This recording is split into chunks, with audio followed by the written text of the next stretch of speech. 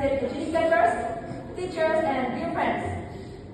Today, I want to speak about an issue that affects many of people around the world, violence and bullying, and the silent damage it has to our generation.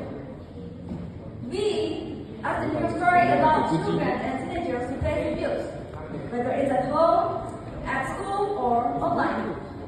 We see bullying in the classroom, on social media, even in our friend groups. Sometimes it's physical, and sometimes it's emotional, but always it leaves a mark. The victims of violence and bullying might seem fine on the outside, but inside they carry wounds we cannot see. Many lose their confidence, some fall into depression or anxiety. Others drop out of school, isolate themselves, or worse, feel like giving up on life. Ladies and gentlemen, respected educators, teachers, and dear friends, why is it happening to our generation? It happens because often people ignore it. They say it's just a joke, or boys will be boys. But violence and bullying are never jokes. They are signs of broken empathy and a lack of kindness. And the cost is high. We are losing great minds. We are destroying self-worth.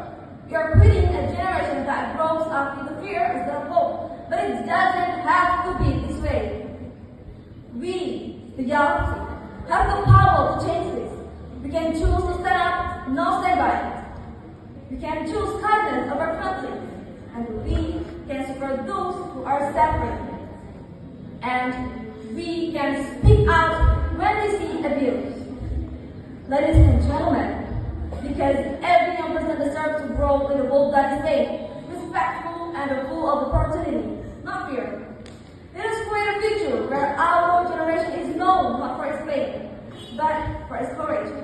A generation that rises, not with fear, but with conviction. A generation that lies others instead of pushing them down. And the last, remember, together we can break the cycle of violence and bullying and starting now. My name is Irene Diaz. Thank you very much. Wassalamualaikum warahmatullahi wabarakatuh.